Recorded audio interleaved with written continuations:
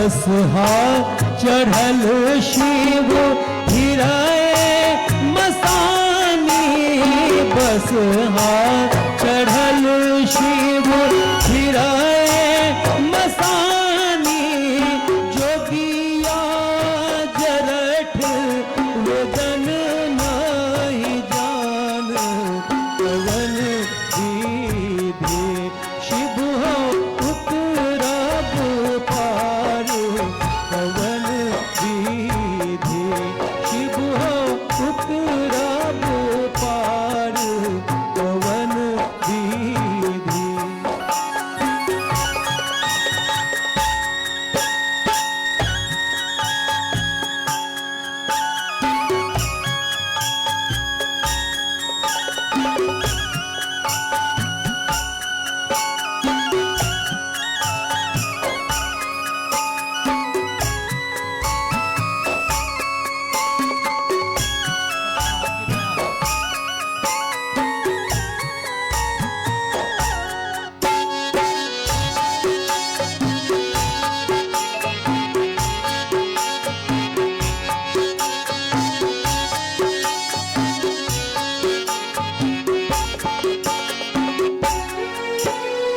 जप तप नहीं कैला हूँ ध्यान, जप तप नहीं कैला हूँ ध्यान, बीती गेल तीन पन करैत आन, पवन विधि शिव हो उतरब पार, पवन विधि शिव हो उतरब पार, पवन विधि।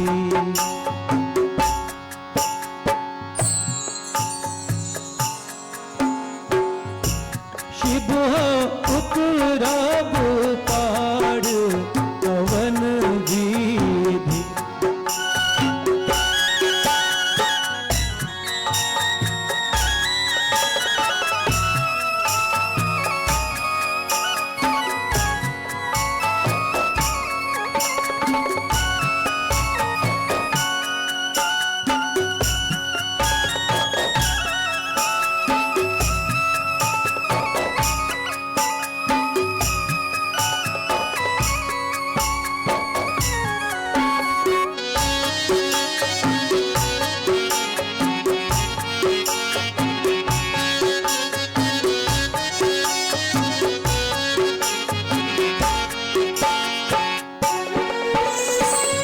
नहीं विद्यापति सुनु है महेश, धन की विद्यापति सुनु है महेश, निर्धन जानी मोरा हरहु कलेश, पवन विधि शिव हो उतरब पार, पवन विधि शिव हो उतरब पार, पवन विधि हो पवन विधि हो पवन विधि हो पवन विधि।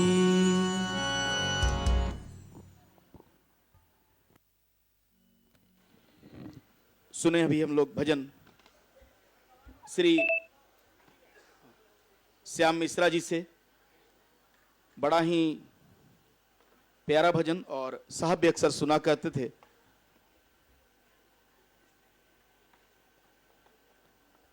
सोमेंद्र भैया से आग्रह मंच का भार संभाले।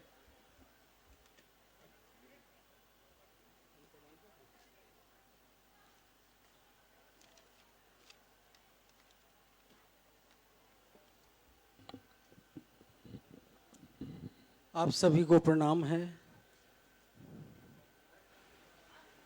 इस क्षण का हमें लाभ लेना है।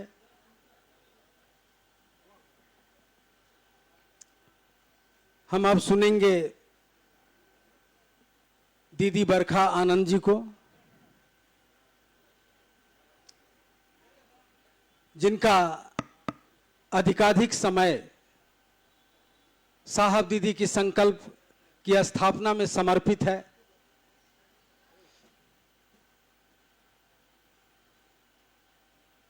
उनकी सहभागिता शिव गुरु कार्य के विस्तारीकरण में उनका योगदान सदा सदा के लिए अस्मरणीय रहेगा। हम उनसे आग्रह करेंगे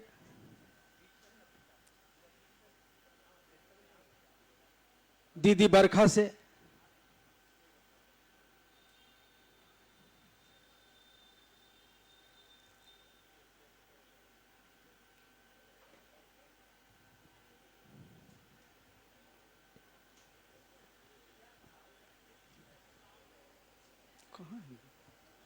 कि वो हम लोगों के बीच उपस्थित हों, मंचासीन हों और उनके लिए विषय है शिव शिष्यता की पृष्ठभूमि, उद्देश्य एवं प्रयोजन। जिस बैनर तले यह कार्यक्रम आज आयोजित है, आइए हम सभी सुनते हैं दीदी बरखा आनंद जी को।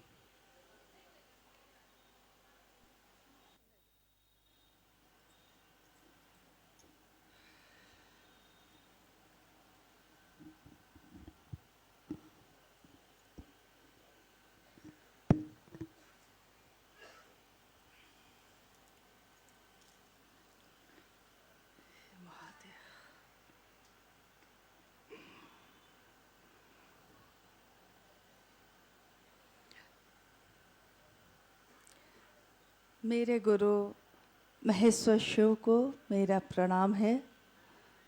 इस कालखंड के प्रथम शिव के शिष्य, हम सबों के परम आदरणीय वरेण्य गुरु भ्राता साहब श्री के चरणों में मेरा प्रणाम है। शक्ति स्वरूपा माँ नीलम आनंद जी के चरणों में मेरा प्रणाम है और अग्रसेन भवन के इस हॉल में उपस्थित आप सभी गुरु भाई गुरु बहन के चरणों में मेरा प्रणाम है।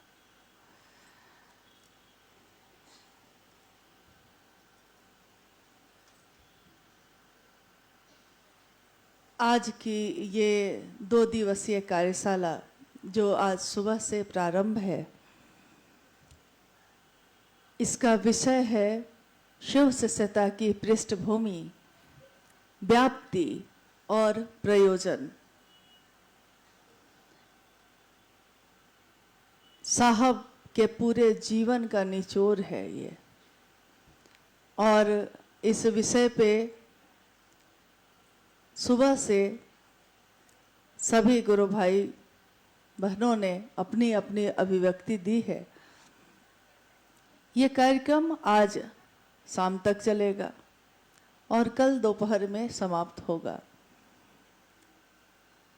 जिस हॉल में बैठे हैं हम और आप, इस अग्रसेन भवन के हॉल में जब से कार्यशाला या संगोष्ठी यहाँ आयोजित हो रही है, कभी 2 दिनों की, कभी 3 दिनों की, साहब के साथ, साहब के सानिध्य में है। आज की ये कार्यशाला भी हमारे साहब की उपस्थिति में ही हम सभी सजग शिव शिष्यों के बीच आयोजित है और हम सब आज इसमें भाग लेकर अपनी बात रख रहे हैं कि अपने गुरु का काम कैसे आगे बढ़े और आज जो वर्तमान स्थिति है, कैसी स्थिति है ये। शिव को गुरु मानने का और शिव का संदेश दूसरों तक पहुंचाने के पीछे हमारे वरेण्य गुरु भ्राता साहब श्री की इच्छा क्यों रही ऐसी, उनका उद्देश्य क्यों रहा ऐसा। आइए हम लोग इन बिंदुओं पे कुछ देर बात करते हैं। जब हम बात करते हैं शिव शिष्यता की पृष्ठभूमि की, शिव शिष्यता की पृष्ठभूमि, तो पहले हम समझें शिव की शिष्यता क्या है। ये शिव की शिष्यता, किसी भी गुरु का जब कोई शिष्य बनता है तो वो उस गुरु का शिष्य कहलाता है। कोई शिव का शिष्य बनेगा तो शिव की शिष्यता यह कहलाएगी, शिव का शिष्य कहलाएगा। और गुरु और शिष्य दोनों का थर्मामीटर दुनिया देखती है, सिर्फ शिष्य को नहीं देखती। शिष्य को देखकर गुरु को देखती है, हमको आपको देखकर कोई शिव को देखता है। तो सिर्फ वो हमको आपको नहीं देख रहा, वो शिव को देख रहा है। माध्यम हम और आप हैं। इसकी पृष्ठभूमि यानी ये जो इस काल खंड में शिव के शिष्यता हमारे सामने दिख रही है, ये आज दिख रही है, लेकिन इसके देखने से पहले की जो भूमिका है, जो पृष्ठभूमि है, वो किन घटनाओं से होकर गुजरी है और किस तरह के उतार चढ़ाव अनमिल आखर जैसे जीवन को लेकर साहब ने इस शिव शिष्यता का प्रकटीकरण इस विश्व में किया है। हम किसी मानव तन की जब बात करते हैं तो बात उनके जन्म से शुरू करते हैं। इस कालखंड के शिव के शिष्य साहब श्री का जन्म 31 अक्टूबर 1948 को सिवान जिले के अमलोरी नामक ग्राम में हुआ। जन्म हुआ और शाम में दीपावली मनाई गई, दिए रोशन हुए, घर घर में दिए रोशन हुए। अनजाने तरीके से ही लोगों ने उस दिव्यात्मा का स्वागत किया जिसको अभी तक लोग जान नहीं रहे थे। कालांतर में आने वाले समय में जानने वाले थे, उस समय जान नहीं रहे थे। लेकिन दिए तो जले, शुभ प्रकाश तो फैला, चिन्मयी प्रकाश के साथ साथ जगत का प्रकाश भी फैला। चिन्मयी प्रकाश कहते हैं ईश्वर के ज्ञान को, जो शुभ्र है, जो पावन है और जो सिर्फ शुभता ही देता है। उसके साथ साथ जगत की रोशनी भी फैली। साहब श्री का जन्म आगे जब हुआ और उसके बाद उनका जीवन बढ़ा है, अनेक घटनाएं उनके जीवन में घटनी शुरू हुई जो अलौकिक थी, जो दिव्य थी, लेकिन इन आंखों से उस समय लोग समझ नहीं सके कि कौन है ये। बचपन में 12 वर्ष की आयु के बाद उनके जीवन की दशा और दिशा दोनों बदलनी शुरू हो गई। दिशा बदलनी पहले शुरू हुई, दशा बाद में बदली। दिशा क्या बदली, इस घटना को हम आप सब जानते हैं कि एक शिक्षक आए जिन्होंने खरीका फेंका, सांप में बदला, सांप फिर से खरीका बना और साहब का मन चमत्कार सीखने की दुनिया में चल पड़ा। आने वाले अगले कुछ वर्ष लगातार साहब के शमशान साधना में, कब्रिस्तान साधना में बीते। कुल कुंडलनी योग की जो अवधारणा जगत में चल रही थी, साहब ने उसको ऐसे साधा था जिसके कारण, जिसको दुनिया कहती है कि सिद्धियां प्राप्त है। एक बार मैंने खुद उनसे पूछा था, यहाँ गुरु भाई कन्हैया जी उपस्थित हैं, सिलीगुड़ी में एक संगोष्ठी हो रही थी। अभी हम पृष्ठभूमि की ही बात कर रहे हैं, लेकिन ये घटनाएं भी उसी में आ जाती हैं। सिलीगुड़ी में आज से बहुत वर्ष पहले एक संगोष्ठी वहाँ के इंडोर स्टेडियम में आयोजित हुई। वहाँ से हम लोग को साहब के साथ जाना था। आगे एक जगह है दार्जिलिंग में, जोरपोखरी। उसमें उस यात्रा में कुछ गुरु भाई भी शामिल थे। मुझको लगता है कि पूर्णिया से आशीष जी लोग भी थे, मोनू बाबू भी थे, तुरंत उनकी शादी हुई थी, निहारिका भी थी। और उस संगोष्ठी में हम लोग बैठे हैं, देवाशीष मामा भी थे उस समय। सारे लोग, बहुत सारे लोग हम लोग गए थे और वहीं से हम लोग को दार्जिलिंग जाना था। वहाँ बैठे बैठे जो घटनाएं मेरे जीवन में ऐसी हुई हैं जिसको अलौकिक दुनिया कहती है, अलौकिक शब्द भी कभी कभी छोटा पड़ता है। वहाँ पे साहब जब चर्चा के लिए गए मंच पे, साहब के चर्चा में जाते ही अब बाकी लोग नीचे कुर्सियों पे बैठे हैं, सामने स्टेडियम की सीढ़ियां बनी हुई हैं, लोग बैठे हुए हैं। बड़ा हॉल है, 5000 लोग उसमें बैठ सकते हैं। ऊपर छत पे लोहे की बल्लियां लगी हुई हैं। विशाल इंडोर स्टेडियम है तो लोहे की मोटी मोटी बल्लियां लगी हुई हैं। और साहब जब चर्चा के लिए गए तो साहब के साथ मंडल सर और मैं दोनों साथ गए मंच पे। एक तरफ मंडल सर बैठे, एक तरफ मैं बैठी। साहब चर्चा कर रहे हैं महादेव की, और पूरा वातावरण लगता है जैसे कि एक गनगनाहट से भरा हुआ है। गन गन जैसे कुछ हो रहा है, समझ में नहीं आ रहा है कि क्या ऐसा है। लोग तो हर जगह वैसे ही रहते हैं, गुरु भाई गुरुवानी रहते हैं। थोड़ी देर बाद अचानक मेरी नजर छत के तरफ गई। जैसे साहब चर्चा कर रहे हैं, हम तो बैठे हैं, पानी का गिलास लेके बैठे हैं, छत के तरफ गई। लोहे की जो बल्ली है उस पे एक जैसे ट्यूब जलता है, तो ट्यूब जो दुधिया रोशनी जिसमें रहती है, उस तरह से एक सांप की आकृति, सफेद दुधिया रोशनी से भरी हुई एक सांप की आकृति उस लोहे के बल्ली पे यहीं से दिख रही है, इधर से दिख रही है, जाती जा रही है, जाती जा रही है।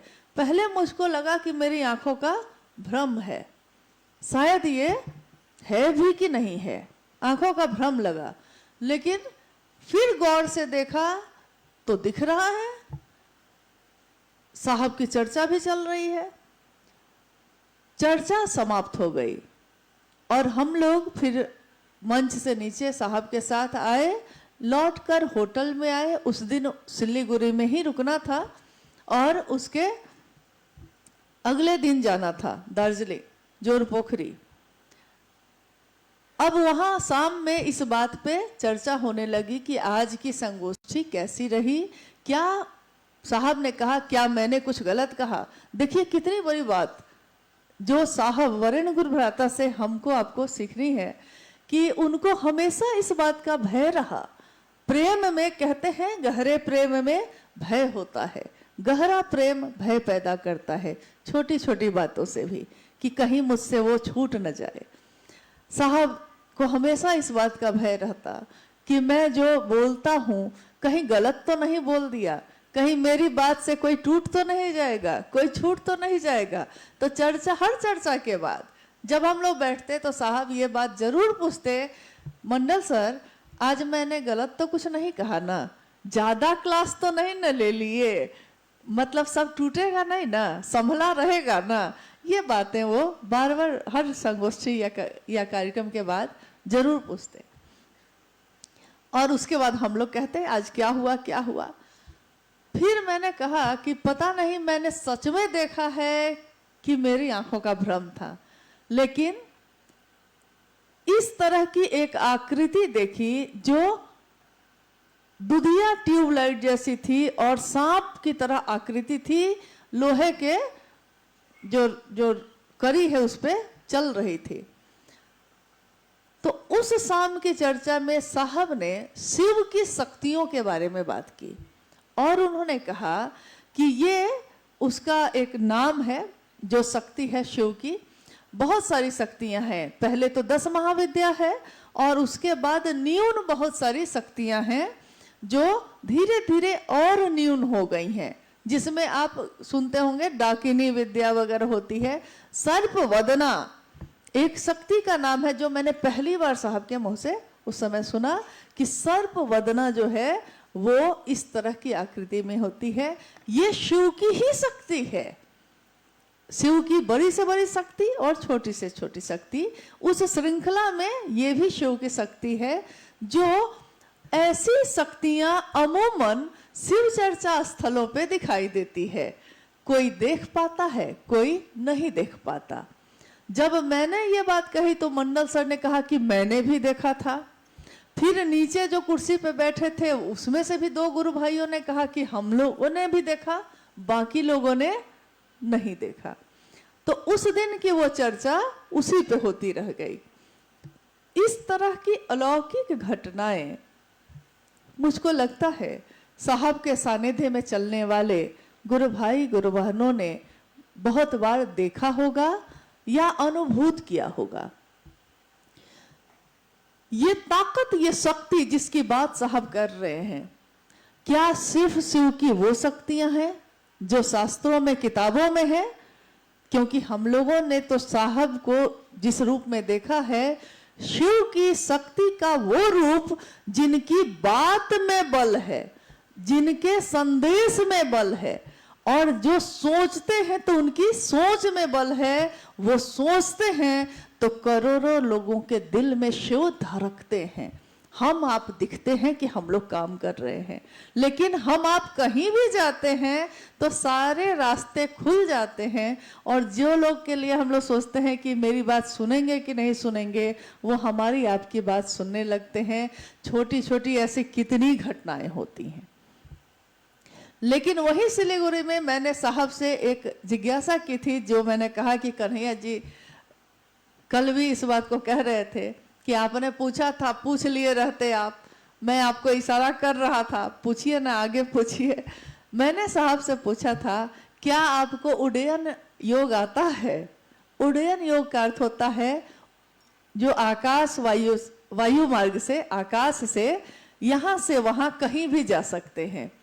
शिव की दी हुई अनेक सिद्धियों में यह भी एक सिद्धि है जो पूर्व के साधु संतों ने प्राप्त किया है, और इसके कारण जैसे बहुत सारे साधु संतों के बारे में कहा जाता है, देवराहा बाबा के बारे में कहा जाता है कि वो पानी पे ही चलने लगते थे, पानी पत्थर हो जाता था। और मच्छिंद्र नाथ के लिए भी कहा जाता है, जो शिव के शिष्य हुए, कि वो उड्डयन योग जानते थे, उड़ने का योग, यानी यहां से जब चाहे दूसरी जगह, इस स्थान से सीधे उड़े और दूसरी जगह आकाश मार्ग से पहुंच गए। तो मैंने पूछा तो साहब हंसने लगे, और कन्हैया जी मुझको इशारा करने लगे कि पूछिए ना कैसे होता है हम लोग भी थोड़ा जान लेते। लेकिन साहब ने कहा कि इससे क्या होगा, इसको जान ही लीजिएगा तो क्या होगा। लोग जान गए, मिट्टी के नीचे रहने लगे, दुनिया का क्या भला हुआ। मिट्टी के नीचे तो मेढक भी रहता है, तो मिट्टी के नीचे समाधि आपने ले ली, दुनिया का क्या भला हुआ। कोई उड़ना सीख गया, कोई चिड़िया की तरह उड़ने ही लगेगा, दुनिया का क्या भला होगा। जब यही करना था तो चिड़िया की योनि में जन्म लेते, इंसान बन के क्यों आए? क्योंकि जीव शिव बन सकता है, एक इंसान ही शिव बन सकता है। इसलिए कोशिश करिए कि जीव से शिव कैसे बना जा सकता है। बाकी जो भी चीज सीखिएगा वो इससे छोटी ही होगी, इससे नीचे ही होगी, इससे जगत का, दुनिया का कुछ भला होने वाला नहीं है। खैर, बात आई गई हो गई, और इस तरह की कितनी बातें, कितनी जिज्ञासा, कितने प्रश्न सबने साहब से किए हैं। कुछ का उत्तर उन्होंने पाया है और कुछ का उत्तर मौन से ही दे दिया गया है। जिसकी जरूरत शिव शिष्यों को नहीं है वो काम साहब ने कभी नहीं किया। शिव शिष्यता की पृष्ठभूमि से हम बात शुरू कर रहे हैं। पृष्ठभूमि मतलब ये काम जो हुआ है अभी, इससे पहले क्या हुआ।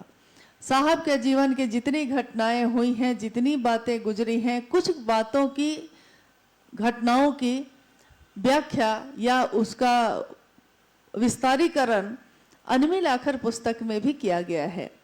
फिर भी कहा जाता है कि जहां आकाश है, आकाश के एक कोने की ही बात की गई है, क्योंकि पूरा आकाश तो लिखा नहीं जा सका। साहब के जीवन की बहुत सारी घटनाएं लिखी नहीं जा सकी। जब जब महोत्सव में इस विषय पे अमूमन मंडल सर बोलते थे, शिव शिष्यता की पृष्ठभूमि, व्याप्ति एवं प्रयोजन पे, और जब जब वो बोलकर उतरते तो साहब उनको गुस्सा के कहते, फिर आज एक बात गलत आप बता के आ गए, बताइएगा कैसे। आखिर जिस पे गुजरा है वो न सही सही बताएगा। मेरे लिए आप बीती है, आपके लिए कहानी है, तो आप पूरे के पूरे बताइएगा कैसे। लेकिन एक बार साइंस सिटी के उस हॉल में, साइंस सिटी में जब साहब रहे, उस हॉल में एक दिन इस पे बात चलने लगी और साहब ने कुछ बिंदु अपने जीवन के उस समय लिखवाए। और उस दिन भी यही कहा कि इतनी कहावत बनी है, इस पे नहीं बन गई है, वो क्या जाने पीर पराई जिसके पाँव न फटी विवाई, वो क्या जाने प्रसव के पीरा जिसने प्रसव को सहा ही नहीं है। तो मैंने जो सहा है वो मेरा अनुभूत सत्य है, लेकिन मैंने अपने जीवन के इस पूरे काल में जो सहा है उसमें, और मेरे गुरु जब मुझको मिले उनकी दया में इतना बड़ा प्रभाव है कि मेरी सारी पीड़ा मिट गई, मेरे सारे दुख खत्म हो गए। हालांकि जिस दिन मैंने शिव को अपना गुरु बनाया था उस दिन इस पंक्ति को उन्होंने आओ चले शिव की ओर में भी लिखा है। साहब लिखते हैं, कहते हैं कि मैं शमशान के उस भयावह अंधेरे में बैठा हूं और सोचता हूं, पीछे मुड़कर देखता हूं अपने पिछले 14 वर्षों के जीवन को, जब से 12 साल के बाद 13वें वर्ष से लेकर 1974 तक 14 वर्ष हो गया था। साहब ने कहा मैंने अपने 14 वर्षों को पीछे मुड़ के देखा, मुझको क्या मिला, क्या हासिल किया मैंने। हाथ खाली के खाली है। सिद्धियां तो मिल गई, चमत्कार तो होने लगे, मैं जो सोचता सो होने लगता, लेकिन इससे मुझको क्या हासिल हुआ, मेरे मन की प्यास नहीं बुझी। और उस समय उन्होंने कहा कि मैं इस अपनी स्थिति को इन पंक्तियों में उतार रहा हूं, लेकिन ये पंक्तियां झलक है, सिर्फ पूरी की पूरी व्यथा नहीं है मेरी।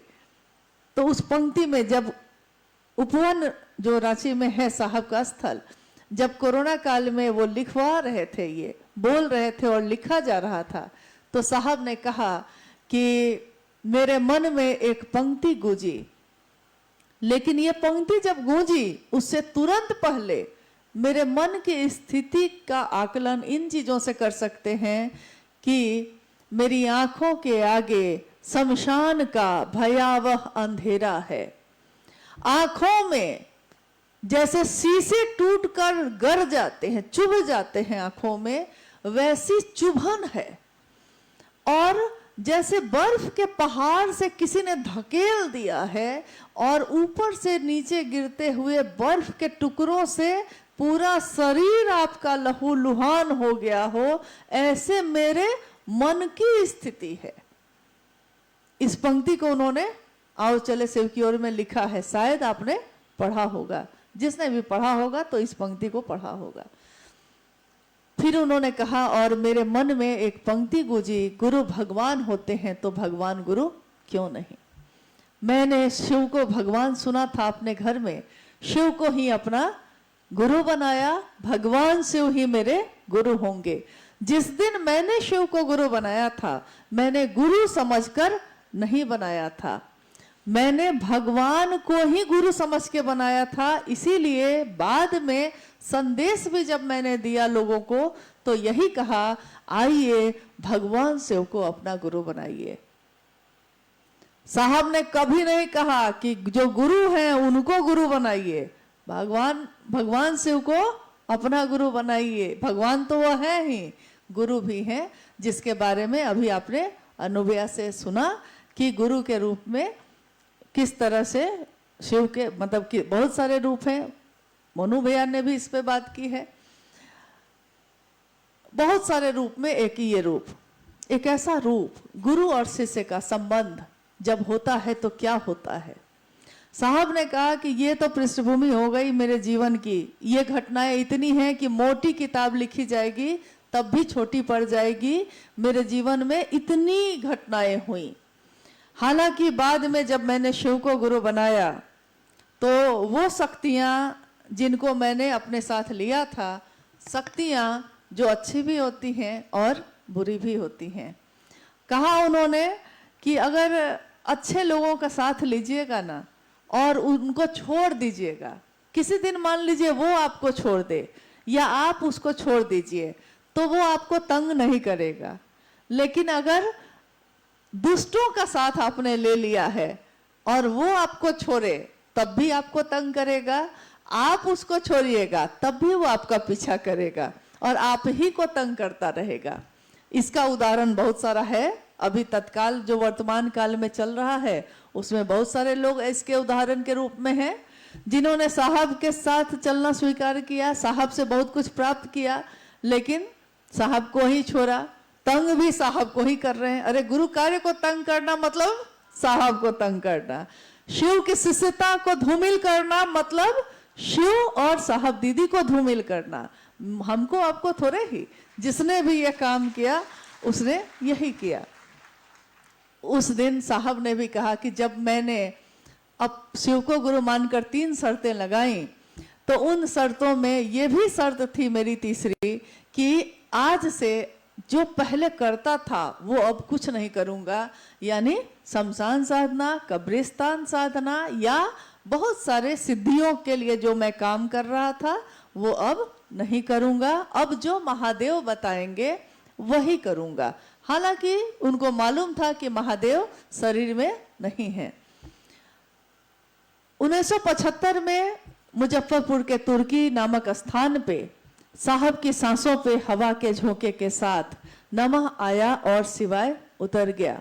यह पूरी घटना आपने बहुत बार सुनी होगी, बहुत बार पढ़ी होगी, सोची होगी, कल्पना किया होगा इस बात का कि उस समय साहब जब बैठे होंगे और हवा के झोंके के साथ नमः आया होगा, उतरा होगा, तो कैसा दृश्य होगा, वो कैसी स्थिति होगी वो। लेकिन साहब उसमें एक पंक्ति जो कह रहे हैं कि अचानक मैं हड़बड़ा गया और अकबका के मेरे हाथों से कमरे की चाबी छूट गई। एक बार ऐसे ही मेरे मन में आया, तो मैंने एक गुरु भाई आए हुए थे तो उनसे पूछा कि अच्छा बताइए, साहब ने जो कहा कि मेरे हाथ से कमरे की चाबी छूट गई, तो आप कभी इस पे सोचे हैं कि किस कमरे की चाबी थी? तो उन्होंने कहा कि जी ना, इस पे तो मैंने कभी नहीं सोचा। मतलब हम लोग उतना ही सुनते हैं जितना कोई सुनाता है, खुद से कुछ जानना नहीं चाहते, खुद से कुछ समझना नहीं चाहते। तो मैंने पूछा कि आपने कभी ये नहीं सोचा कि साहब का तो घर था ना वो, मतलब साहब के पिताजी का सरकारी क्वार्टर था तुर्की में, तो जब अपने घर में कोई रहेगा तो कमरे की चाबी क्यों लेके रहेगा? हम लोग कभी अपने घर में अपने कमरे की चाबी लेके बैठते हैं? साहब क्यों बैठे थे? क्योंकि साहब ने ये लिखा है हालांकि, और बताया भी है बहुत बार, कि मेरी स्थिति विक्षिप्तों जैसी हो गई थी और मैं अब अपने घर में जाता भी नहीं था। उस क्वार्टर के सामने एक छोटा सा क्वार्टर, जो अभी भी शायद होगा, मुझको लगता है होगा, और उसमें एक कमरा था, छोटा बरामदा था, हो सकता है सर्वेंट के लिए बना होगा। साहब अपने घर के से निकलकर उसमें रहने लगे और एक दरी, 2 ईंट का तकिया, एक बल्ब, कुछ किताबें, यही उनका साथी है। सोचिए कौन सी संपत्ति थी। मैंने एक बार साहब से कहा ये कि कौन सी संपत्ति थी जो आप उस पे ताला लगा के निकलते थे? साहब ने कहा, अरे गरीब का दरी भी उसके लिए बहुत कीमती होता है भाई, मेरा कोई ले लेता तब। तो वही चाबी उनके हाथ में उस समय थी जब नमः शिवाय आया और उनके हाथ से चाबी छूट गई। जो उनकी माँ ने कहा, का भुलाइल रहे? साहब ने कहा, कुछ ना, चाबी भुलाइल रहे, मिल गई। चाबी यानी आध्यात्म की चाबी। उस एक क्षण के बाद साहब ने कहा कि मुझको लगा कि जैसे मुझको सब कुछ समझ में आ रहा है। मैं सोचता था और लोगों के साथ घटनाएं हो जाती थी, लेकिन वो घटनाएं शुभ होती थी, अशुभ नहीं होती थी, खराब नहीं होती थी। जो मैं सोचता था घटित होता था वो शुभ होती थी। तो उन्होंने उस घटना के बाद, नमः शिवाय के आने के बाद, ये देखा कि धीरे धीरे उनके जीवन में चमत्कार घटित होने लगे। और ये वो समय है जब दीदी नीलम आनंद उनकी सहधर्मिणी बन चुकी हैं। 22 मई 1972 को साहब और दीदी का विवाह मनातूगढ़ में संपन्न हो चुका था और 1974 तक में बड़े पुत्र अर्चितानंद जी का जन्म हो चुका था और 77 तक में तो पुत्री और अनुनीता आनंद और पुत्र अभिनव आनंद, इन तीनों का जन्म हो चुका था। उसके बाद साहब आए हैं बिहार प्रशासनिक सेवा में 1979 में। 79 में उनकी पोस्टिंग पहली बार पाटन में हुई। उससे 2 महीना पहले वो गया में फतेहपुर में रहे और उसके बाद पाटन गए। ये सारी घटनाएं जो हैं, चूंकि हम लोग जो भी यहाँ बैठे हैं सब सजग हैं, सक्रिय गुरु भाई गुरु बहन हैं, और उन्होंने बहुत बार साहब के मुख से भी सुना होगा, पढ़ा भी होगा, दूसरों से भी सुना होगा कि पाटन में क्या क्या हुआ। बेलपत्रों की बारिश हुई, चावल पे संदेश आने लगे, चावल बढ़ जाते थे, स्त्री वेश में भगवती का आना, पुरुष के वेश में साधु वेश में महादेव का आना, अशरीरी सत्ताओं का आना, प्रसाद छोड़कर जाना, चुरिहारिन का आना या मालिक कह के पीछे हटना, ये घटनाएं सारी घटती चली गई हैं पाटन में। और साहब का मन इस बात को बोधात्मक रूप से समझ चुका है कि शिव हैं। इसलिए उन्होंने पहला जब लिखा था स्टिकर पे, जब वो मधेपुरा में आ गए 1982 में और उन्होंने लोगों से महादेव की बात शुरू की, तो एक कागज पे कुछ समय के बाद लिखवाया था, जो बाद में बहुत वर्षों तक लोगों के हाथों में रहा, उनके घर में भी चिपकाया जाता था। शिव आज भी गुरु हैं, शिव आज भी गुरु हैं। मैंने परीक्षा की है, आपकी परीक्षा प्रार्थनीय है, क्योंकि उन्होंने परीक्षा की थी। और इसके बाद धीरे धीरे जगत में शिष्यता की व्याप्ति, यानी अब ये बढ़ने लगा, व्याप्ति होने लगी, भरने लगा लोगों के मन में। मधेपुरा से शुरू हुआ, धीरे धीरे मिथिलांचल के सभी जिलों में, और उसके बाद उस समय बिहार और झारखंड एक ही था, तो बिहार के विभिन्न जिलों में लोग शिव के शिष्य बनने लगे, शिव को गुरु बनाने लगे। शुरू में चंद लोग थे, फिर सैकड़ों में हुए, फिर हजारों में हुए, फिर लाखों में हुए, फिर करोड़ों में हुए। तो क्या ये करोड़ों अब रुक जाएगा? जब एक्का दुक्का से करोड़ों में पहुंचा है तो अब अरबों में जाने ही वाला है। शिव शिष्यता की व्याप्ति, इसका प्रभाव समाज पे बढ़ता चला जा रहा है, और सिर्फ शिष्य बनने का संदेश नहीं ले रहे हैं लोग, एक विचार, एक बीज जो किसी के मन में रोप दिया जाता है। शिव का एक रूप है ज्ञानवापी महादेव, यानी ज्ञान का वपन करने वाले, जो ज्ञान का पौधा लगाते हैं, बीज का रोपण करने वाले। साहब ने इसकी तुलना जो की है मन की अवस्था की। मन हमारा शिव को अपना गुरु बनाएगा। मन की ही तो अवस्था है, जल, वाष्प और बर्फ, मन की ही अवस्था है। ठीक वैसे ही ये भी मन की ही, जल की अवस्था है, वाष्प और बर्फ। लेकिन मन की जो अवस्था है उसकी भी 3 अवस्था है, जिसमें कहते हैं विचार, भाव और प्रेम। विचार में किसी के डाल दिया हमने, अब महादेव उसको छोड़ेंगे नहीं। वो भी महादेव को छोड़ना चाहे तो नहीं छूट सकता, क्योंकि बिया तो अब धरती में लग चुका, रोप दिया गया। हाँ, समय के अंतराल में ये हो सकता है कि तुरंत उसमें पौधा निकले, हो सकता है कि कुछ बरस बाद निकले, लेकिन पौधे का अंकुरन तो अब होके रहेगा। इसलिए कभी ये मत सोचिए कि मैंने किसी से कहा तो उसने शिव से बनना स्वीकार नहीं किया तो मेरा आज का काम व्यर्थ चला गया, आज का दिन व्यर्थ चला गया। कभी शिव शिष्यों का किया हुआ कोई काम अकारथ नहीं होता, कभी व्यर्थ नहीं होता। शिव व्यर्थ थोड़े ही है जो शिव शिष्यों का काम व्यर्थ होगा। इसलिए, और ये हालांकि हम लोग कह देते हैं कि अपने बेकार समय को महादेव के लिए दीजिए, लेकिन मैंने साहब से सीखा है कि महादेव ही सबसे कमजोर है कि उनको अपना बेकार समय देंगे, महादेव का अपना सबसे सुंदर समय देंगे, उसके बाद का समय और बेकार की चीजों में देंगे, जो बेकार की चीजें ही हैं लेकिन जीवन को चलाती हैं। जीवन को चलाती हैं इसलिए हमको नौकरी करना पड़ता है, इसलिए हमको काम करना पड़ता है, इसलिए हमको व्यापार करना पड़ता है क्योंकि जीवन को चलाना है।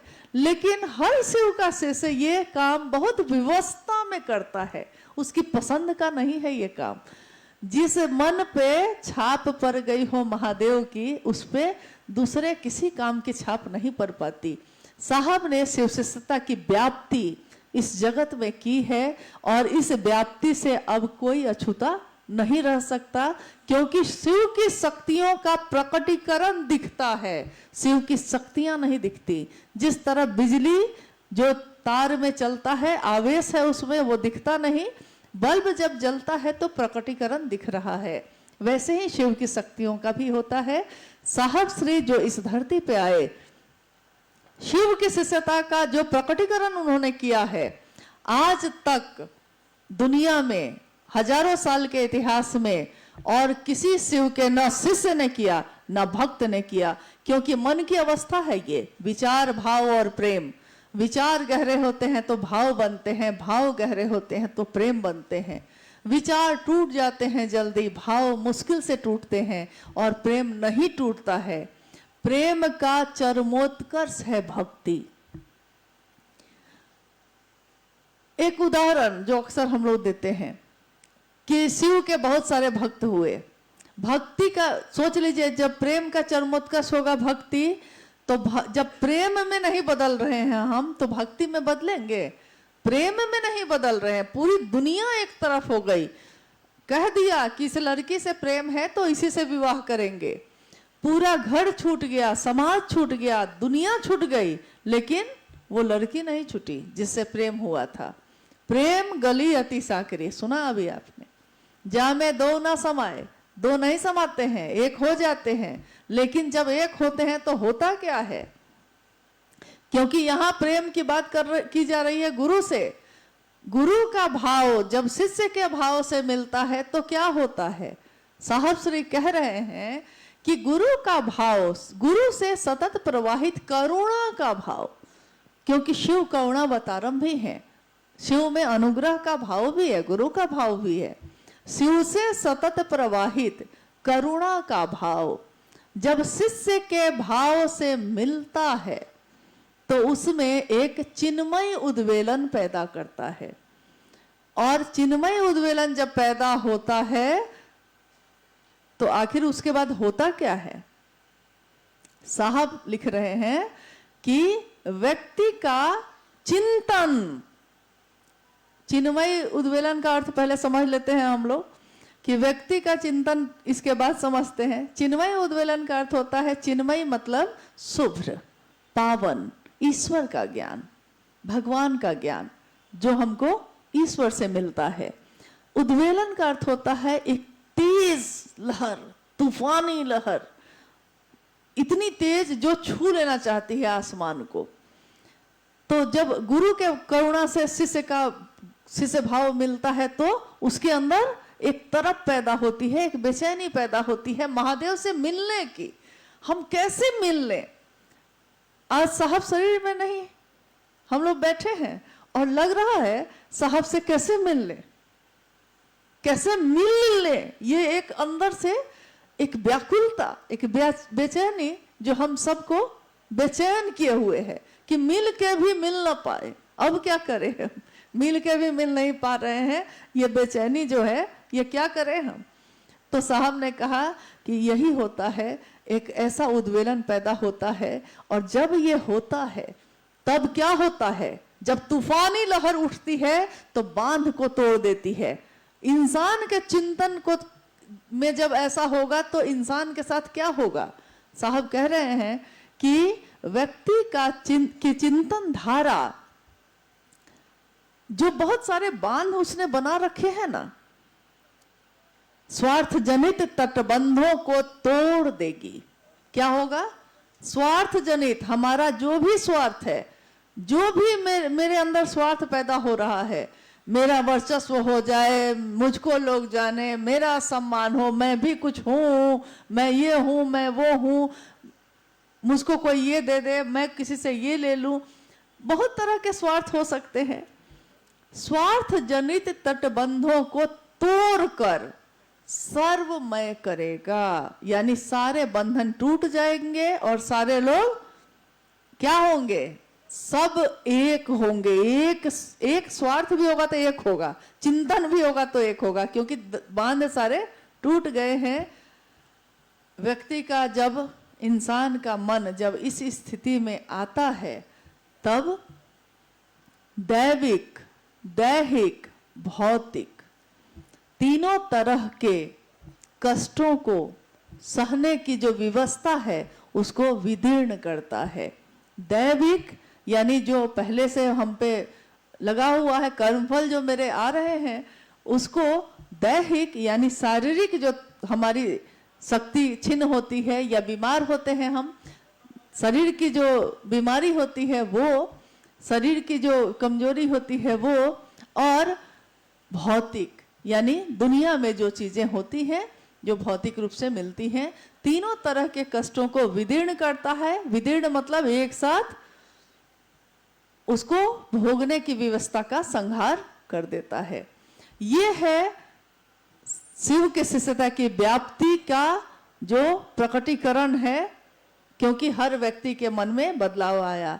अभी जब गुरु भाई सब कोई बोल रहे थे, सतीश जी बोले, संतोष जी बोले, आशीष जी बोले, मोनू भैया बोले, अनु भैया बोले, हम लोग भी बात कर रहे हैं, तो सबने इस बात को महसूस किया है। जो पूछा भी गया कि भाई हम लोग में बदलाव हुआ है कि नहीं, क्योंकि जब चावल पकता है ना तो एक दाना से पता चलता है कि पूरे हांडी की चावल पकी कि नहीं पकी।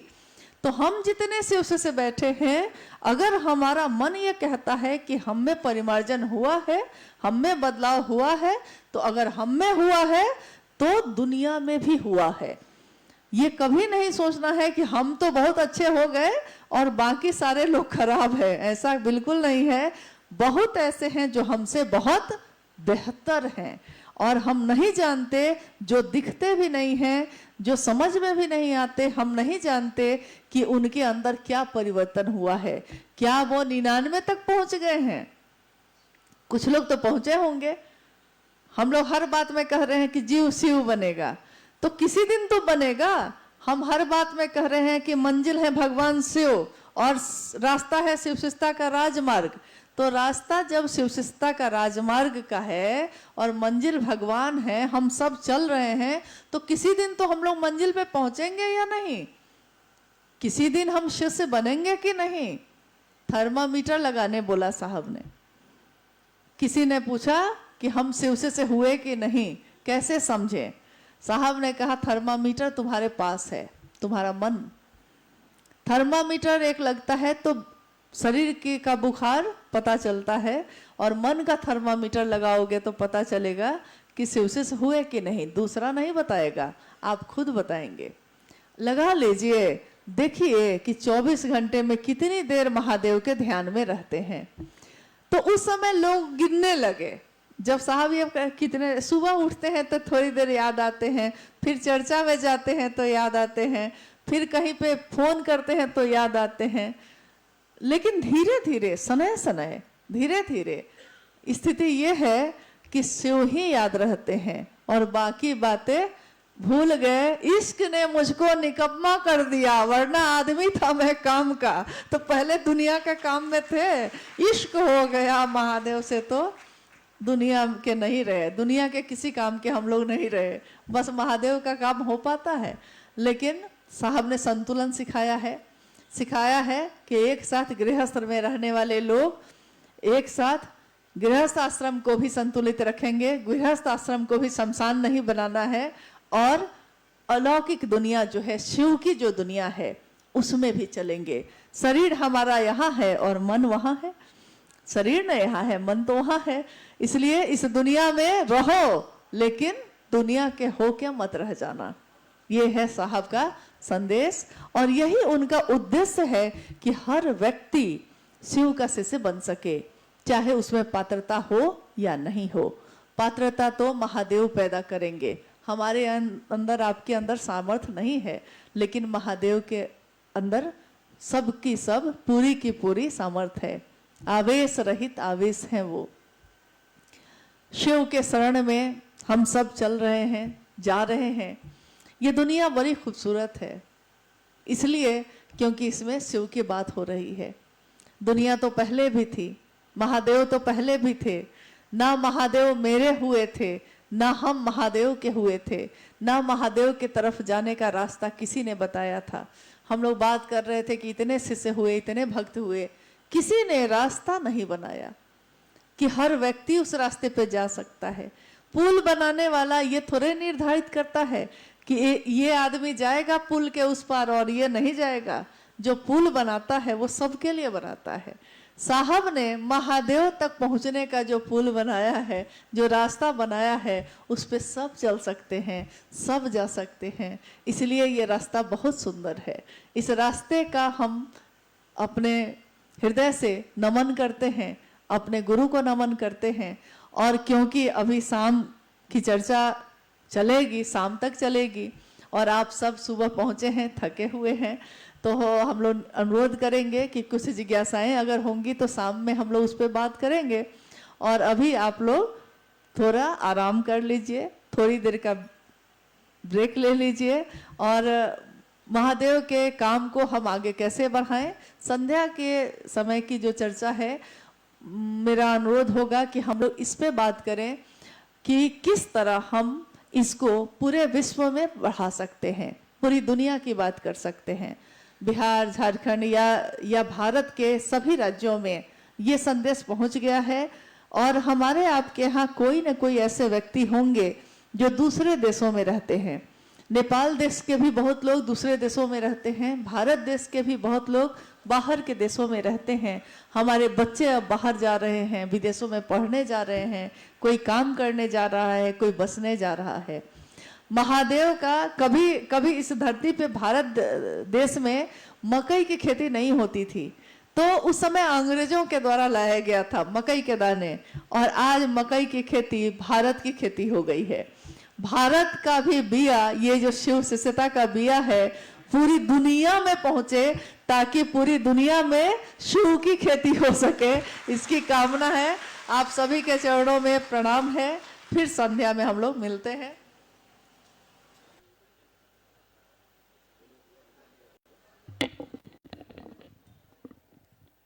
सुने हम लोग अभी दीदी बरखा को। अब आइए